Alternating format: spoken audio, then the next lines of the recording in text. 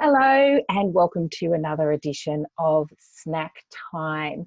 I am talking about price today, one of the four P's of marketing, that is product, place, price, and promotion. I know there's a lot of people who like to add all the other P's into the four P's and five P's and six P's and seven P's of marketing.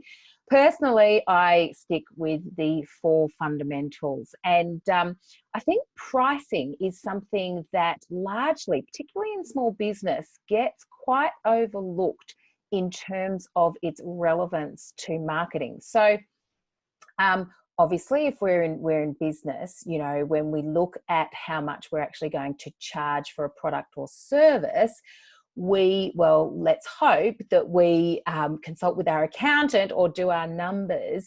And when we price a product or service, we price in some profitability for that.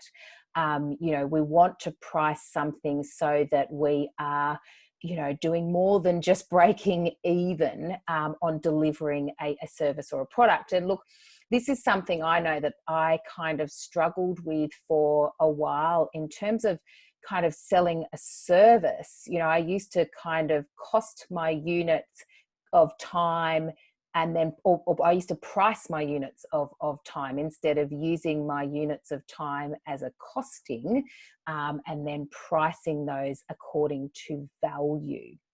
And I guess that's what I actually want to talk about today, is that perception of value and how that relates to price.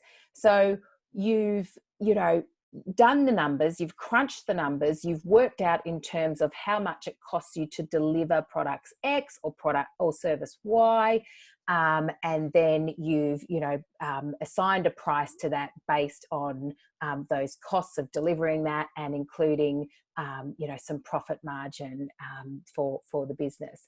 That is not my area of expertise, so I won't elaborate too much more on that.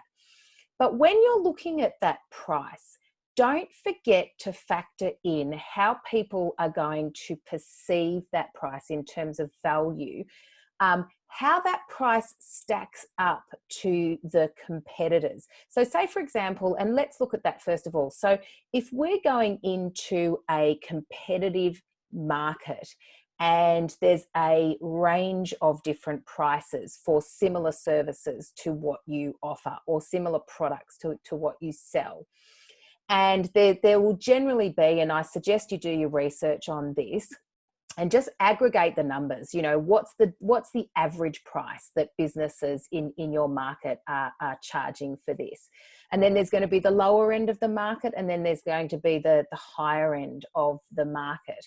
So where does your price, once you've done all your costings, where does your price actually sit within that? So if you're actually priced up at a premium level, so you're up around the kind of higher end of the pricing point, in terms of your marketing and in terms of that pricing, you're going to really have to demonstrate the value that you bring for that product and service, the value that actually warrants your pricing to be more than the average price. Similarly, on the other end of the scale, if your price is a lot lower than the average price, there's kind of almost got to be a reason for that, because sometimes, and again, think of your target audience and think about the price point that they might expect to pay for your product or service. But if your target audience is used to paying the average price or even a premium price for similar products or services, and you go in for the undercut because for some reason you can just produce this product or service far more efficiently than your customer, there can actually be a little bit of suspicion that is aroused by being too low, unless you use your marketing to communicate why you sit at that end of the pricing scale. So it might be really important for you to say, we're able to bring this to you at such an affordable price because we've done this, this, this, this, and this. So we can actually be, it's got nothing to do with our quality. There's nothing to be suspicious about. We can actually just genuinely bring you a well-priced product. So there is quite a few considerations from a marketing point of view to think about for price. The other thing is, think about how your price aligns with your other P's. So there's the product or the service side of things. So again, you know, if you are producing a really premium service or product, your price probably can afford to reflect that. So don't feel like you have to lower your price to be on par or on average with your competitors just because they're selling at that price. If you're actually providing a, you know, heads and shoulders above level of service or product than your competitors, that's fine. Charge the premium price, but communicate what makes it better. Also think about how you're actually distributing your product. So, you know, if, for example, let's just say you're just selling your product or your service online, which is, you know, perfectly, which is exactly the way that the world's kind of going at the moment, which is great. But think about, and this kind of slides over into the promotion of your product as well. If you've got a premium priced product and you're selling this premium priced product via your website, but your website's a real dive, or the branding doesn't really reflect the look and the feel and the copy and the images, and this is the promotion side of things. If that's not reflecting a premium price, then all of a sudden you've lost all trust and faith in the consumer. No one wants to buy an expensive product from a really shitty looking website. So again, you know, that's your place of business. This is where you're selling something. So if you want to charge a premium price, make sure the place of selling is actually premium as well. You know, for bricks and mortar services, or, you know, offices, for example, if you're a professional service, again, if you're charging a premium price, you know, make sure that when someone walks into your store or into your office or into your organization, it looks premium. You know, don't be letting your customers or your clients walk into an office that's kind of littered in old and daggy furniture with holes in the chairs and, you know, signage that looks like it should have been updated 20 years ago. You know, stacks of paper that have been piled up on the desk because you're a hoarder, or whatever the case may be. Same with, you know, shops or your organization. You know, if you're charging that premium product, you really want that essence of premium to be evident at all touch points. One more thing about pricing and what to consider there is discounting. Not a fan, personally, not a fan of discounting. Some ways that you can get around discounting. And look, the reason why I don't like to discount is because I just think as soon as you actually start discounting on your price, you start to tell the customer a story. So I've set this price, but I'm actually going to take money off that. You know, why? Are you desperate to sell? Did you price it too high in the begin with?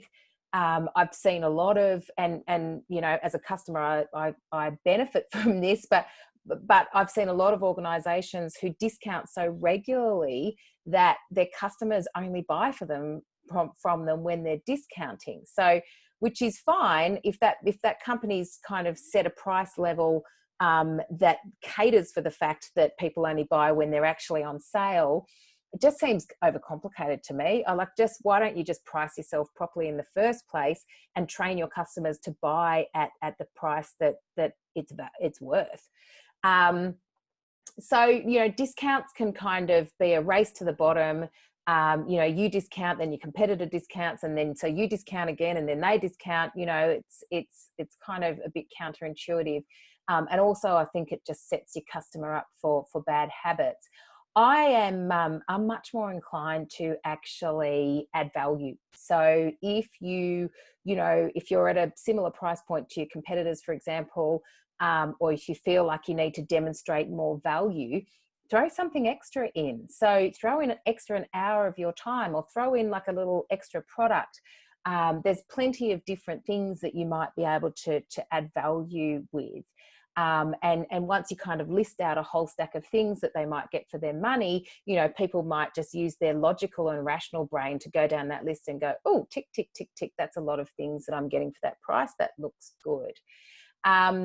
Of course, you know, a lot of people, if you've done your promotion correctly, a lot of people, they're not going to make their decision based on your price. You know, if you've managed to engage them emotionally and really demonstrate that your product or service delivers, you know, an aspirational lifestyle or convenience, time saving, you know, if your brand offers them a tribe to be part of that they really want to feel like, you know, they're part of that gang, you know, the price becomes secondary because they just want your product for whatever you're offering.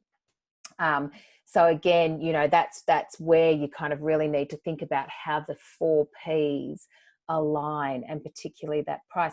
The other thing that you can do is if you're, you know, offering online programs or courses or events or anything like that, or even offline, any of those, you can actually offer early bird pricing. So rather than kind of discount your tickets because no one's kind of buying enough tickets, why don't you discount them in the first place and offer the early bird pricing?